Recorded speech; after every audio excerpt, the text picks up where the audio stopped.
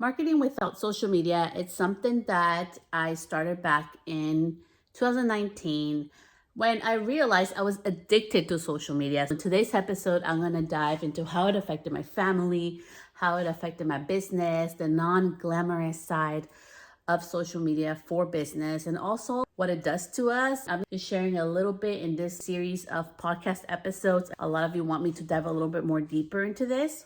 I'm going to be touching bases on this.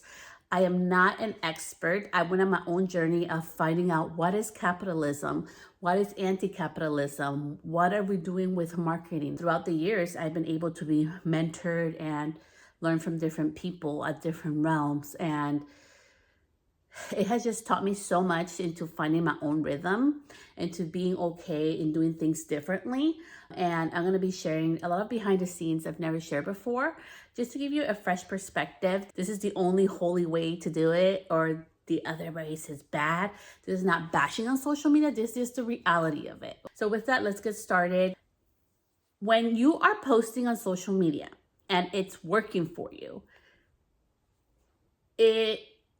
because now everybody's like, oh my gosh, it's not working for me, right? But when it is working for you, it will change you. And I think that's what started my whole addiction. I have to be on it. And when I say I'm addicted, I was addicted to it. I was eating, I was on it. I was going to work, I was on it. Coming back home, I was on it. With my kids, I was on it. During bedtime, I was on it. It was nonstop on it. Oh my gosh, that even just stresses me out just thinking about that. Because now I don't sleep with my phone. My phone is away from me. I don't like it near me. I don't really post every day. I will go more deeper into why I post the way I post. And it's not my life source, and it's not my validation source. I don't share my children. I don't share when I go do stuff. I'll share a little bit, but I won't share my whole thing of what I'm doing. Happy is happening in my life. I don't need the happiness or sadness, any type of validation from social media. And the reason for that is because when you're posting, right, for your business, right? So think about this. Imagine you post a video and you start getting clients from that, right? Which happens to me still. But imagine you get a video and you start posting and brands start to recognize you. And then you become a brand educator and you're paid for that. You're paid for your videos and you're paid with product as well. And you're paid for your knowledge and you're being flown out and you're paying for your hotel and your food. And it's also a lot of hard work, which I think nobody talks about. It is a lot of work. But all this stuff started happening, right? The publications, being invited on podcasts, all this stuff happened organically. It was just from me posting and sharing with my own voice. But when I was in social media back in the beginning, I used my nice voice, and I call it my nice phone voice, which is like it's a little bit higher pitched because I want to be nice, right? Because I do have a deeper voice, and I was always intimidated by the sound of my natural voice. I sound so not girly like the girls. So that was just my own thing. So that's why I had my nice voice that I would utilize and everything. But I remember it was this one specific thing that actually opened up my eyes for me. So my kids were playing outside and they were so happy. And I remember I actually have the recording of it. I actually recorded this video. It was back in 2018. And we're playing with like this hat, and the water comes out. You have to pull the thing and everybody takes turns. And then once you pull the right one, the whole water falls on you and you don't know who's going to be on, right? I forget what the name of that game was, but it was so much fun. And I was recording it, and then we were all having so much fun. And then my daughter, something happens and she ends up having a tantrum. So I stopped recording and I was like, oh, and so whatever. So I deal with the tantrum. We stopped playing. And I remember posting that story on my Instagram stories, that little glimpse of us having fun, right? And I was like, shit, but that's not really what happened. And it would look so much fun. I'm like, oh my gosh, I'm here recording it. I'm actually missing living my life.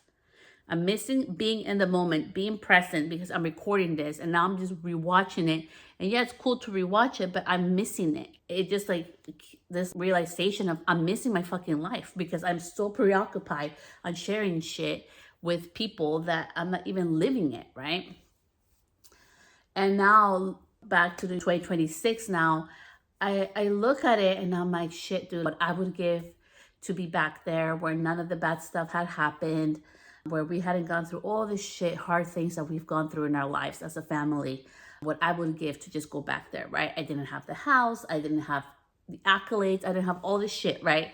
But I would get back to that moment where I was like, fuck, I was so happy, so happy.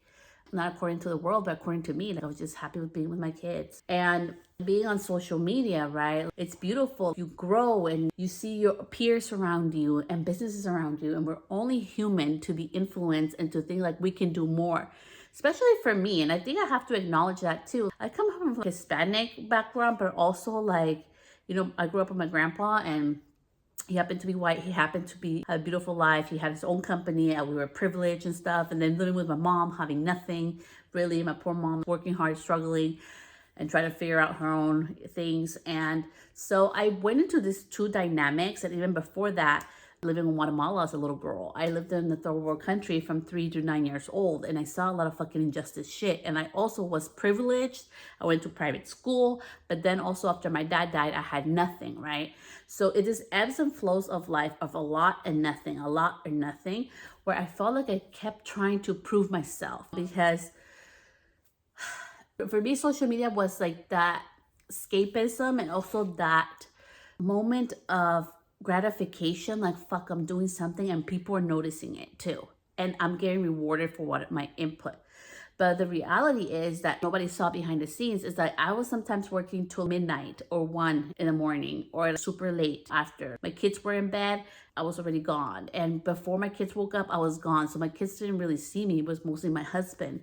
And the sacrifices of not hearing my kids' first words, and the sacrifices of not being there to go to school, and being a working mom, even before being a hairstylist, even going back to being in the insurance industry. I had my own office, I had a nice car, I had all the brand things and everything. And I remember I was a single mom at the time. And I remember I was trying to get out of work early to go to my son's winter singing thing because he was going to sing and he wanted me to be there. And there was traffic and I got delayed at work. And the thing is that I made it there. I was right before they were walking off stage, and my son didn't see me. And seeing his face of disappointment, that broke my heart. Nobody talks about, like, we see people with accolades and success, right? And all these beautiful things happening in their life. But nobody sees the other side of the sacrifices made for that. I think it's bullshit where people say like, oh yeah, everything happens and it's so easy. Nothing comes easy. It takes effort. Some things do come easily, but a lot of the things that we see to build that momentum, to build up the foundation, to having a successful business, whatever that means to you, it's gonna take work, right? And so with social media, it just started getting to me, and I started seeing people around me, and there's nothing wrong with that. I feel like people are mirrors. I really learn from a lot of people. I am not here to judge. I'm here to learn from people. Like, that has helped me a lot in life. It's just learning from other people, right? And I've noticed that I had friends that were in jobs that they don't like.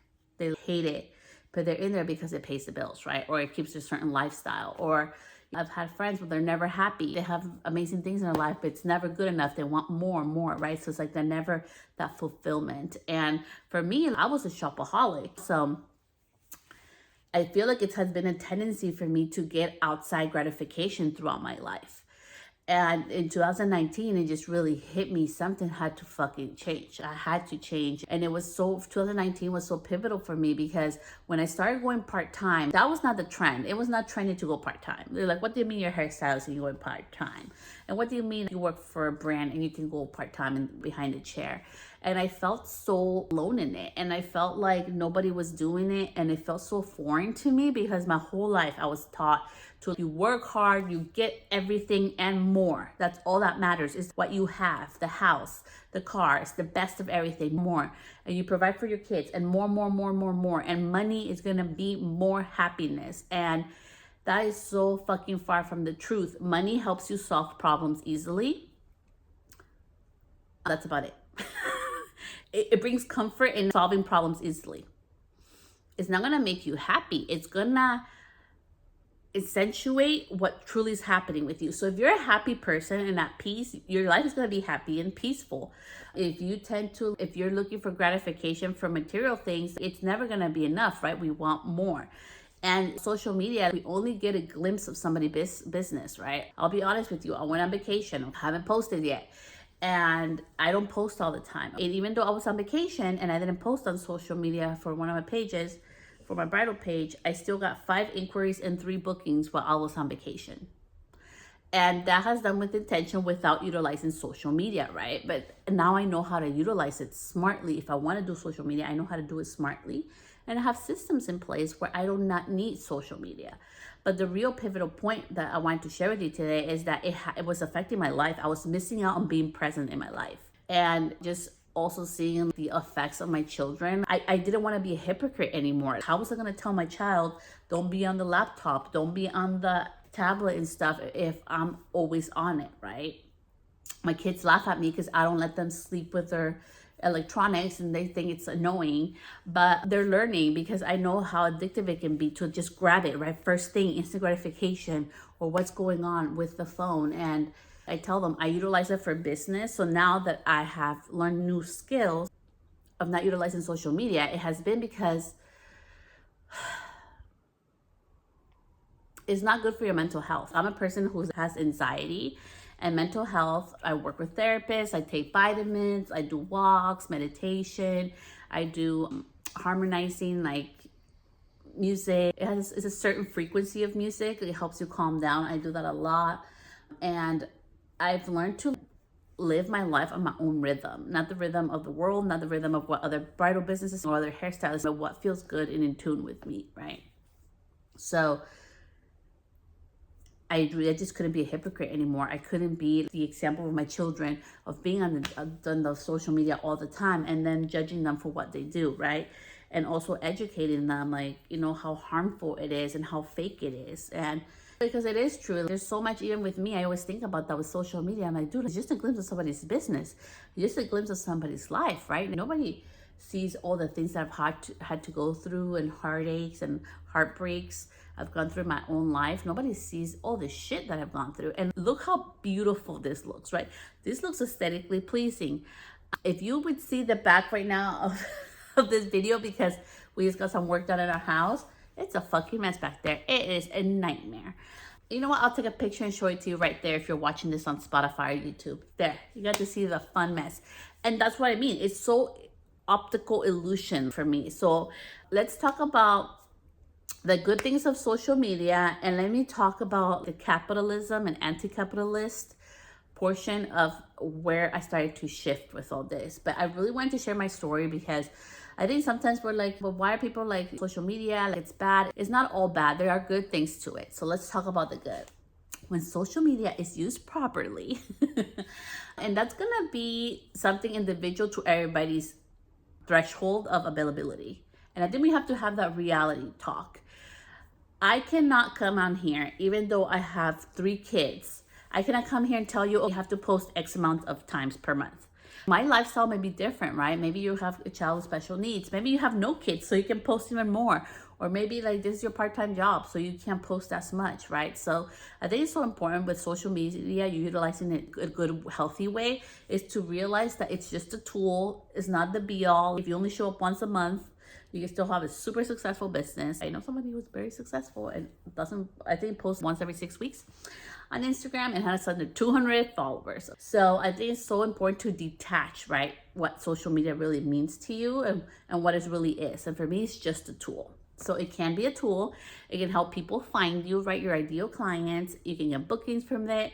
It helps you with publishing. You can share and be found through publications. I'm going through my 14th publication, which happened again organically. I have not paid a single dollar the 14 publications I've been featured in.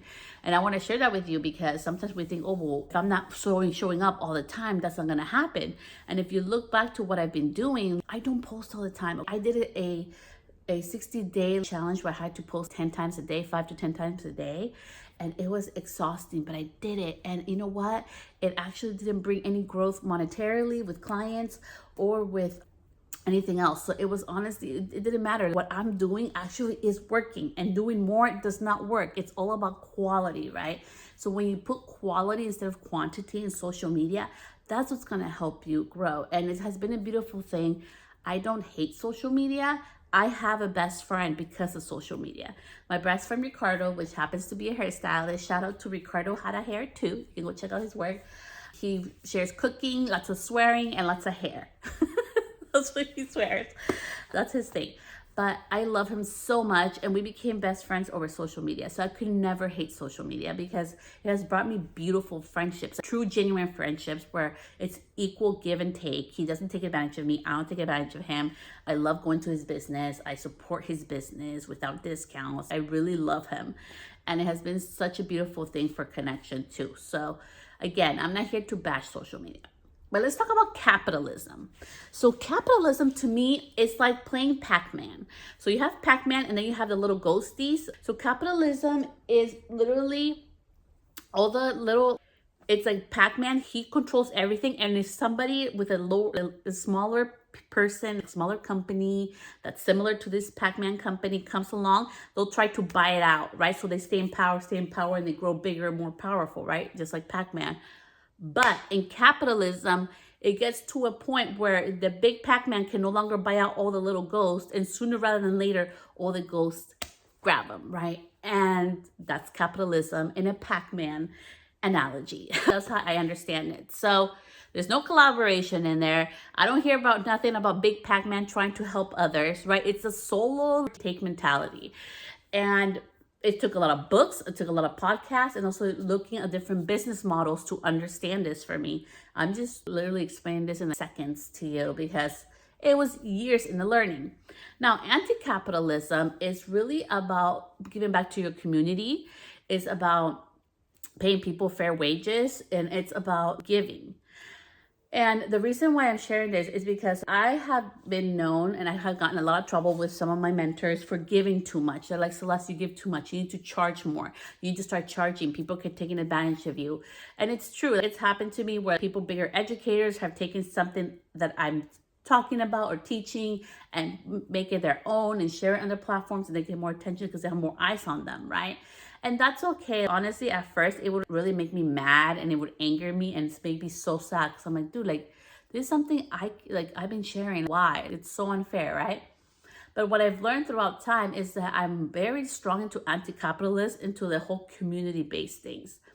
So with business, it's about community, right? So because I have a business and I'm able to have being anti-capitalist does not mean anti-profit. You can and you need to be profitable to maintain your lifestyle, right? You need to be able to mortgage, or you need to be able to pay the rent where you rent your space out, pay for your supplies, pay for your living. We're not doing hobbies, we have businesses, right? And you can be profitable with an anti-capitalist business.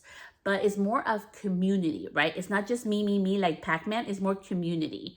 It's more like, I see anti-capitalist more like the ghosts in Pac-Man. Sometimes the ghosts get eaten by the big guy and we're like, damn, that sucked, right? When a business closes. But then sometimes all the little ghosts come together, right? All small businesses can come together as a collective and take over that big Pac-Man, and they grab them and they eat them. So that's how the anti-capitalist, for me, I really love looking at it in that position. And as community, what can we do? So as a community, think about in your own business, you can start small. So for me, I was to pay more than I should at a commission-based business. I know I've learned 35% is how much you should be paying. I never did that. I did freaking way more than that. And it was a lot of work, a lot of behind the scenes work. And when it got to the point where I was like, you know what, I want to go back to just being by myself, I gave the girls months of notice. And I'm sharing this with you because part of being community is not being selfish, right? It's being honest and upfront with things. You get to change your mind. You get to change your business model. So also having an anti-capitalist business is you're able to give back to your community. So I know sometimes people get mad when people share when they give back, but you do. Like, I give back. I'm just going to give you an example so you can do this as well in your own business. Maybe you can give back and buy supplies for school. Maybe supporting PTA monetarily or with your time. You can give back. I do a nonprofit committee for sober project graduation for graduating seniors. This is my last year doing that because I'm going to go do other nonprofit work. But because I have a business that allows me to have time back in my life of free time. It's not just for my children, which I love, and to be with them and be a mom, but it's also to give back to my community. It's also to give back through a podcast. How many people have just utilized the information on the podcast and done amazing things? And also, I got so many clients also from the podcast and connected with other people and made friends through the podcast. So it's been like, and it's not just the podcast. It has been me willing to share my knowledge, me willing to do the posts on Instagram, me willing to do the blogs, me willing to go talk, to do so many different things, the publishings. I always think about the publish of like, how can I help somebody? Even if you never work with me, how can I give you value today, right? And that is my anti-capitalist approach. Yeah, sometimes I can get taken advantage of, whatever. But for me, it's like, what you give, you get, right? So as much as you give, you also get back. And anti-capitalist does not mean anti-profit. And I really want to talk about that today, because I think sometimes when we hear anti-capitalist, oh my gosh, so you're going to give all your money up to community, right? No, like, I need to be able to eat, right? I need to be able to feed my children. I need to be able to support my household in some form of way. I don't do full support. Of course, my husband, I'm lucky to have a partner and we do this together. But I do need to be able to sustain and provide a certain income level in my household. So that's what a business is. I'm not doing it it's not a hobby. It's not a super expensive unpaid hobby. It's an actual job, right? And so I just really welcome you to really go on your own journey of finding out, like, what is social media doing for you? I always talk about this a lot, and I'll share this with you today as well, that in your intake form, you should have, where did they find me? I always have had that. I used to be in the mindset of like, oh my gosh, if I add that, nobody's gonna book me. It's not true. Or nobody's gonna inquire. It's not true. You need to know where your clients are finding you, because my number one source of new clients is not through social media. And I would not know that unless I ask in my intake form and I have systems in place, right? I have like a client relationship management system so that I can know where they find me. So I have these numbers that I don't have to figure out by myself going by each client. It does that automatically for me. But I just think it's so important that when you decide, if like, look what social media is doing for you. Is it bringing in clients?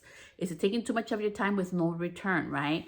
And what is actually working? Because sometimes we think because everybody says go on social media and is using it, that means that you have to, or you have to do it at the same capacity. For me, social media is number 3. So it's my 3rd in my list. Is it cool? No. Is it popular? No, right? Because everybody's like, post more, or post to do this, or do more, or do that, and do X, and do Y. Everybody's like, it's all about social media. But the reality in my business, because I have the information and knowledge, and I want to invite you to start doing that as well, is make educated decisions. Make decisions that make money and sense for your business, because sometimes what's popular and trending is not going to be in alignment. I just deleted my TikTok because I put it in deactivate, because right now I'm just not in agreement with a lot of things that TikTok is doing. And I know they have our information anyways, but I just don't feel comfortable. I feel like it's way too censored.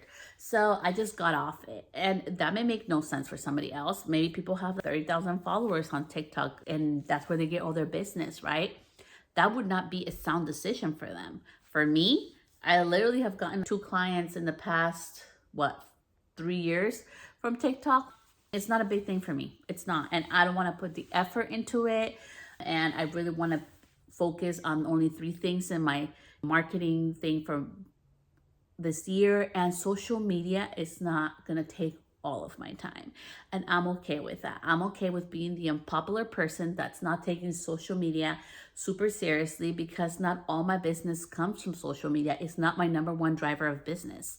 And that's why it's so important that we start taking educated decisions with the simple thing of our intake form. Where did you find me, right?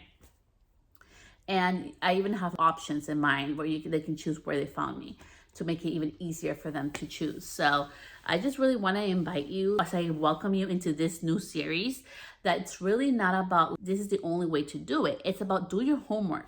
Social media, do you know that it's addicting? There was an article, I think it was Psychology magazine that I read it in, about the addiction of social media and what it does to you. It literally gives a dopamine, oh, I feel so good type of feelings. And it's instant gratification. That's why you want more and more and more of it, right? and be an example. I always say, I don't want to preach if I'm not going to do it. So fun fact, Celeste has no tattoos. The reason why I don't have tattoos is because number one, I don't like needles. Number two, I know it sounds mean, I won't say number two. But number three is because I have kids. And I'm like, okay, I can't be a hypocrite and be like, you can't get a tattoo when I'm all tatted up. My husband's all tatted up. I love tattoos, but not on me. So my kids know when they're like, oh, I want a tattoo. I'm like, that's nice. I don't have a tattoo. So don't be asking me for permission because it's your body. If you're going to get a tattoo, do it because it feels good to you and it's in alignment with who you are and what you want to express.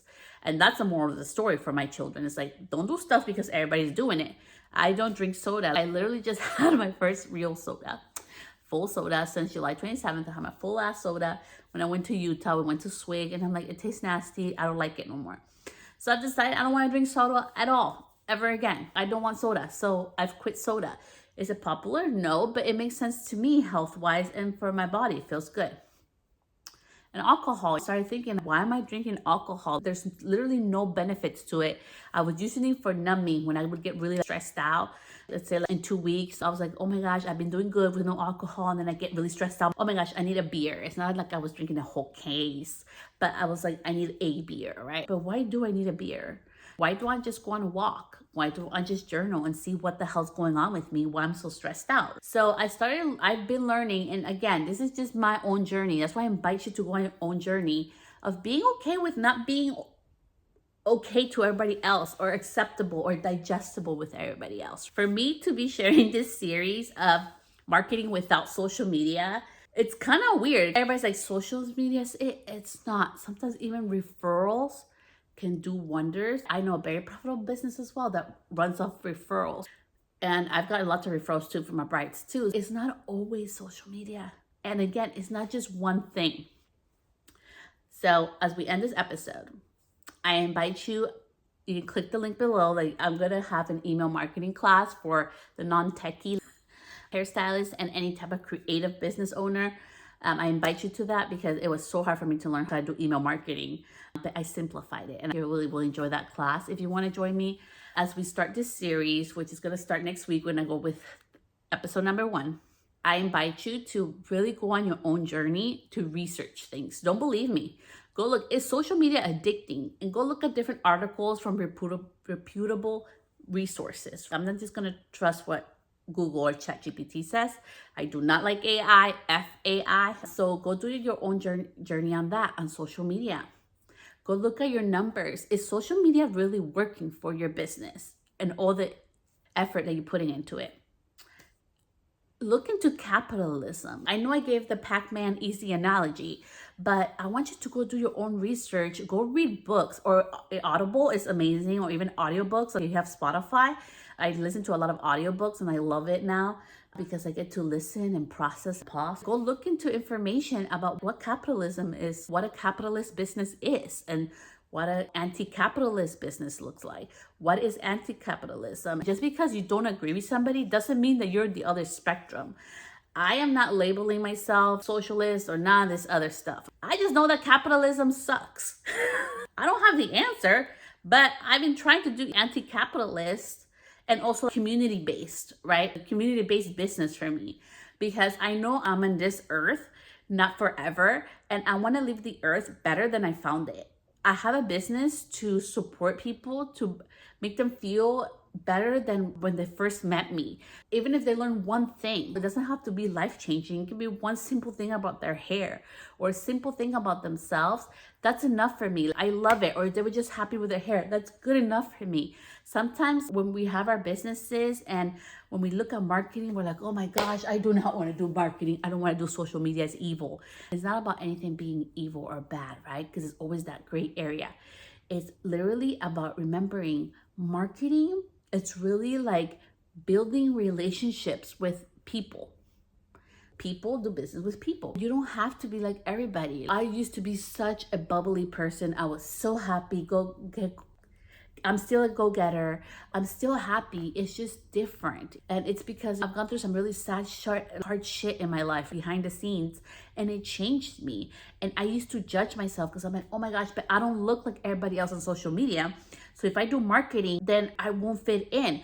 Or if I don't do social media marketing like everybody else tells me to and all the gurus say, then I suck or I'm broken. On the contrary, it has taught me to be more resilient and to be stronger, to be able to look at the data, see where my clients are coming from, and build relationships. Based on that information, know where I need to focus on. With that, get ready. In this series, I'm gonna be pushing you to just open your mind to new things. Some stuff is gonna be amazing, and some things it's not gonna be for you. And that's the beautiful part of this. So welcome into the Marketing Without Social Media series. Welcome introduction podcast episode, and I will see you next week for episode 1.